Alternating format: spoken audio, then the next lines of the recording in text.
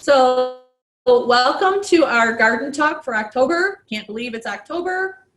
And today we have Catherine Johnston, who is our official master preserver volunteer. Catherine is going to do a demonstration for us on easy preservation done safely. Ready for me to begin? Okay. You're going. Well, You're good. hello everyone. I saw a few of you logging on, and the rest of you who are coming in, welcome. So today I'm going to do 3 different kinds of projects that are super easy, great gifts if you're thinking about something for a holiday, also great things to get the kids in that are super simple. So the first thing I'm going to be doing is flavored oil. Then I'm going to show you how to make a flavored vinegar. And then finally, I'm going to show you how to make mason jar sauerkraut. All 3, which would be great gifts for the holidays. So the simple things that you need for making flavored oils, it's a very small supply. Oh, I forgot to talk about safety concerns. Why we need to be cautious. Microorganisms are in our soil. They're also in our air, as we know. But anyways, we're really conscious about, in the first case, the oil is botulism. Botulism comes from the soil and can be in this lovely thing of garlic. And we like our garlic oil. I know you've bought it before. I know you've probably done it before, but I'm going to teach you how to acidify the garlic so that you can do it safely and you won't have the botulism possibility. So you can do, we can acidify garlic, basil, rosemary, and oregano. Only those 4 things. I'll talk about those each one individually. And so you need those things. Then you pick out an olive oil or canola oil. We'll talk about that in a minute. 2 cups of warm water, citric acid, which you can find in the canning area. If you have any canning areas, seriously, most of them are empty, but I found this one at Target, and I bought this one on online at Amazon. Any kind, as long as there's a food grade citric acid. You need colored jars, blue, green, brown. All of those are for oil, and we'll talk about that in a minute too. Measuring spoons, cutting board, a chef knife, small mixing bowls, a strainer, and paper towels. Those are all your supplies, so not a ton of supplies. So let's get started. How do I acidify a garlic? Well, what I did was I actually chopped it up yesterday, and it's about 1/4 inch sizing. So you just chop that up, and you're going to put it in 2 cups of warm water that has had 1 tablespoon of citric acid, period. That's all you have to do. So that's super simple. And if I want to do basil or rosemary, whatever, I have this one to do. My water is warm, and all I'm going to do is add a tablespoon of my citric acid. It's a big bag. And I'm doing, you can also use citric acid when you can tomatoes instead of doing lemon juice or vinegar. I'll just stir this up with my spoon.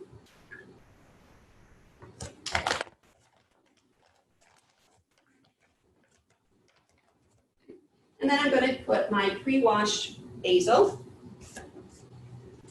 into it. Now, you see that it wants to float. So we want this to be submerged. So I'm going to take another bowl and stick it inside.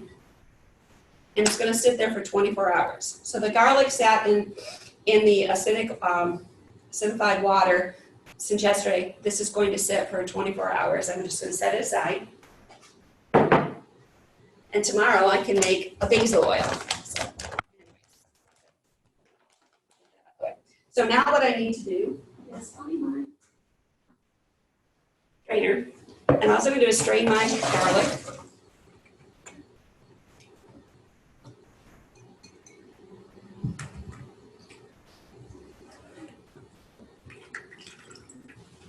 And I have some paper towel in here.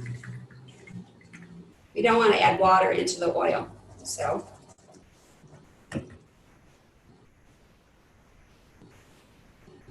Whew, really strong. Is it strong? Yep, it's strong. The kitchen here smells like basil, garlic, and sauerkraut. Smell-o-vision would definitely be something here. Anyway, so now I'm just going to pat it dry.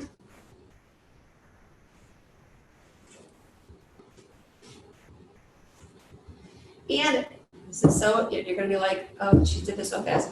I'm going to take 2 tablespoons and put it in my blue blue jar. Now, why a blue jar or brown jar or green jar?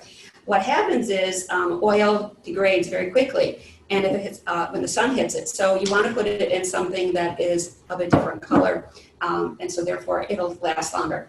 The other thing you can do is also put it in your refrigerator, or you can actually freeze this. Now, is 1 part garlic to 10 parts oil. So I did some math calculations. This is for my friend Jan. It is 2 tablespoons of garlic and 1 1/4 cups of oil. So I pre-did all the math for you, dear.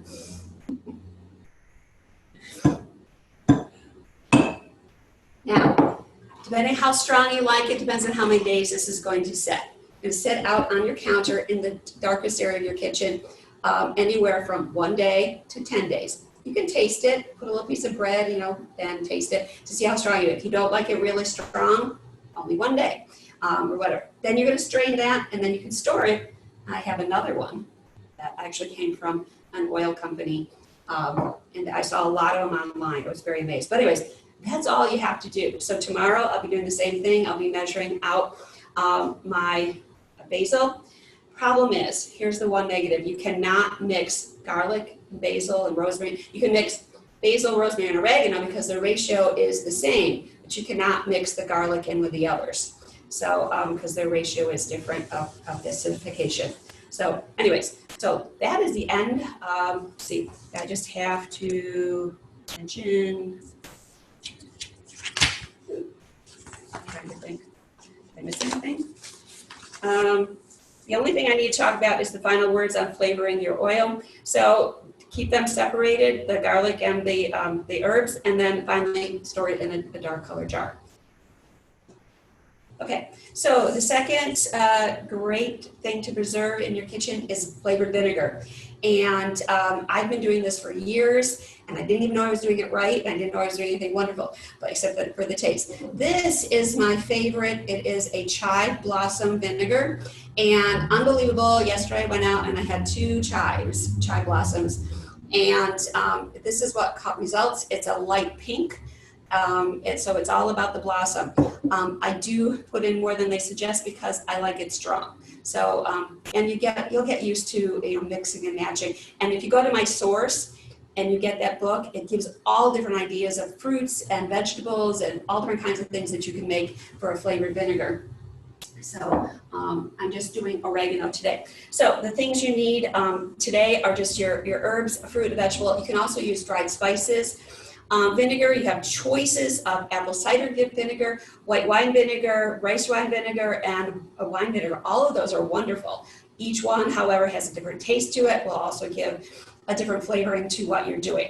Measuring cups, a thermometer, a saucepan, a decorative bottle, a funnel, a coffee filter, and a salad spinner.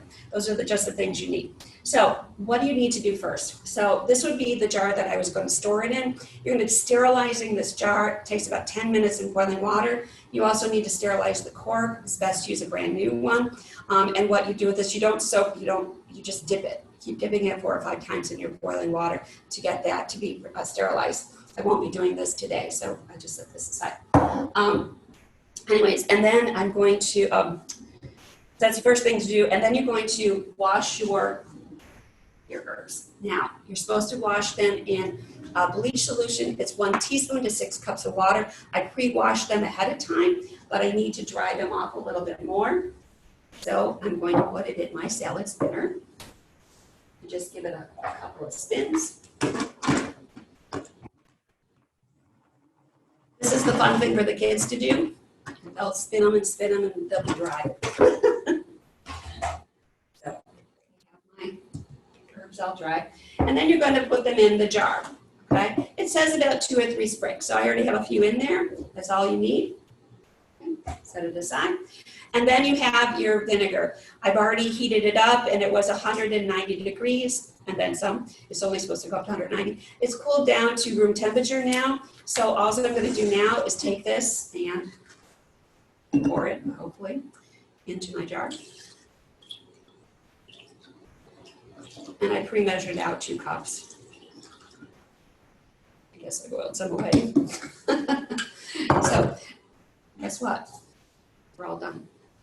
So I actually made my own little plastic cup. You don't want to put since that's acid, you don't want to put that on there, so I put a little plastic topper in there. I just cut it up from it was a raisin top. Anyways, this is going to sit on my counter again until it is the flavor I like. It takes about 3 to 4 weeks, and I usually put a little label on top of it so I know what day 1 was, and I also put the flavoring in case. This will maybe change color. So when it changes color, if you want to bottle it, you can actually take a new fresh sprig that you bleach and put inside it to make it look really pretty, and then pour your, so what I would do is I would filter this. I put a coffee filter on it, and I would pour this into that, but since it's not ready, I can't do that today. But there'll be any kind of sediment or whatever, okay? So now, why do we do this and make it safe, okay? Any bacteria in this could go into this vinegar. People think, oh, there's not going to be any microorganisms growing, but there can still be. You can still get mold. So if you find out there's mold on top of it, throw it away. Do not sniff it. Do not peel it off. Throw it away. You can get yeast in there just from the air, and that would make this smell like alcohol. So if you've ever had vinegar, go back and go, why does this smell funny? Or why does it taste funny? It actually could have yeast in it. Bacteria could get in it. And so if you see or smell or it's just strange, throw it away. Do not try it. Do not share with somebody else, okay? So, so if in doubt, throw it out. So there's your helpful hint. We are also done with our second gift. Source for our flavored vinegar was the So Easy to Preserve book from Cooperative Extension of Georgia. And you can order that book. I did put the link in there, and that should be in the chat box. And then our next gift is sauerkraut. Okay, so in this one, you're going to start out with cabbage. You need 5 pounds of cabbage. You can see I've already been cutting my cabbage, and I've already been starting it. I started it yesterday, and I did my first little vial of, mason jar of sauerkraut, and I have labeled it on top, and I'll talk about the other things in a minute, but you can see it's already starting. Yes. So I have just a little bit of cabbage already sliced, and I'll shred some here too. So you're going to need a mason jar. I prefer a wide mouth because you're going to be able to stick your hand in there. Again, this is a great project for the kids. You also are going to need, or I prefer, it's called a burper, and they're actually called fermentation airlock lids, okay? And have a little hole in it, and you see, I'm trying to make it so that you can see that it opens up, and it just kind of opens and lets it out. So every so often you can walk by, the kids have a good time. You just squeeze the top, and it lets some of the fermentation gases out, okay? You need a ring, and that'll hold that in place. And finally, you need a weight. But I'm going to show you a cheaper version. After I bought the weights, I realized I didn't have to buy them. So I'll show you an easier way of doing this too. So those are the things you need, and we'll get started. Oh, and you need salt. So anyways, I pre-started. I made my brine up ahead of time because I found out yesterday I needed brine, so I might as well make a whole a whole bottle of brine. And there's 2 reasons you need brine. One is for the alternate weight, and the other is in case there's not enough liquid coming out of your cabbage. Cabbage right now is a great time to be buying it to make this. It's a sweeter and has a rougher taste than if you bought it early in the summer. So the longer you wait into making your sauerkraut, the stronger it's going to be flavored. So anyways, the brine is, I'm looking for my part in the directions. Oh, it is 1.5 tablespoons of salt to 1 quart of water. So you can already see that I used some of it when I did this yesterday. So I can set my brine away. Okay, so you're going to take your cabbage and you're going to shred it. I like using a knife and do it really thin. However, if you are a person that has one of those old-fashioned shredders, you know, knuckle grinders, takes off your skin, you can use that too. So, but I like my cabbage like this. So I've already shredded most of it. So we'll just set this aside. And so what do I have to do next? I'm going to put on some of my salt. And all I have to do is, I've kind of figured this out for the amount I have here. And it's for 5 pounds of cabbage, it is, okay, 1 minute. I have my cheat sheet here. I didn't. It's 3 tablespoons of salt. If they're not. Anyways, so 3 tablespoons. So I'm kind of dividing up the amount of salt I'm using. And so right now I'm only going to use a teaspoon. And then I'm going to start working that salt in. And again, this is where the kids can come in the kitchen and help you out. So what you're doing is you're actually kind of grinding in, okay, and getting the moisture to start to work. So it takes a while, and I have to tell you what I did was I actually was, get your favorite music on, whatever, and you're going to start. Actually, it's starting to sweat already, so that's good. It's not just me. So it took about a half an hour for this to work. So, and you're going to fill up the jar. Okay, so as we fill up the jar, I can use my hand. This lady I talked to, Trisha's on. I talked to her today. She was pounding her tomatoes into her jar with her hand. So, anyways, push it in. And we're going to get as much as we can in there.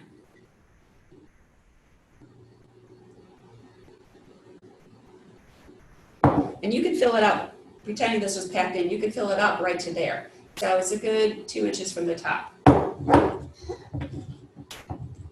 And as you're packing this in, you can see more moisture, wooden spoon.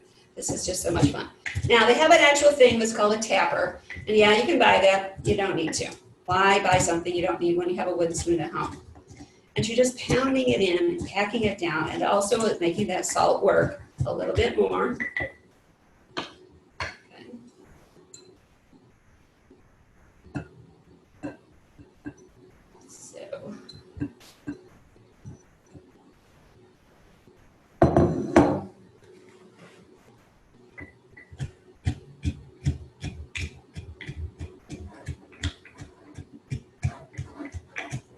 So this is going to be ready in about 3 to 4 weeks. And that will mean that you could have a nice hot dog and sauerkraut, barbecue. I don't care if there's that S word is out there or not. I'm going to barbecue and I'm going to have sauerkraut. Now, when this is all done, after it's all ready to go, you have several choices to do with your sauerkraut. You can freeze it. You can put it in a Ziploc bag. Do not leave any air room in it. You can can it in a water bath, and the directions go along with that. Or you can actually just leave it in your refrigerator, which I did last year, and I had purple cabbage. It was really quite pretty in my refrigerator. I didn't use a whole lot of it. I finally gave it to a friend, and she enjoyed it. So anyways, so yeah. If this was ready, I could take my little weight, and I could put it in there, just like that. Or you can take a Ziploc bag that's filled with brine, okay? And you actually can put, it's gotta be airtight. You can put this in there. I don't want to do this yet because it's not ready. But you can put this in there and it would weight it down, okay? But I don't have enough moisture going yet, so I'm still gonna keep pounding. So anyways, do I have any more things after that? To Gail. The bleach solution is 1 teaspoon bleach to 6 cups of water. And what was that for? That was for the vinegar to clean the herbs? Yes. Okay. So does anybody want to unmute to ask Catherine a question? It can be on anything for canning too. Bonnie, unmute. I saw a raised hand. Yes, Catherine, where can you buy the fermentation airlock lids? Oh, I bought both of these on Amazon, and I did see them originally at Walmart, but I know that a lot of the canning supply things are gone. And they cost me approximately $25 last year. The airlock lids, I would highly recommend this. If I was doing it again, I probably wouldn't buy the weights if I was just starting out. But I mean, it's not bad thing to do, either way. So just to save a little bit of money. And I'm sorry, I'm also trying to get rid of clutter. Yes, my sister out there, I know I'm trying. So it's like one more thing to hold on to. I use once a year. So, Thank you. So I actually have a question, Catherine, on the weights. Do you have to sterilize them or anything? they were all, I washed them. Oh, you wash them all, okay, before you put them on your sauerkraut. Yeah. All right, Karen Spiana, I see you have a raised hand, so unmute yourself, please. My question is with the garlic oil, how long did the garlic sit in that citric acid and water bath? 24 hours. 24 hours, okay. So both the herbs or the is 24 hours. And the herbs that you said you could use or that you were talking about were the garlic, basil, rosemary, and oregano? Were those the four? Okay. And those were the only ones, Those correct? are the only ones that they're recommending. Okay. And basil and rosemary and oregano could be all mixed together, but the garlic must be separate. Must be separate. Okay, thank you. Any other questions? Great job.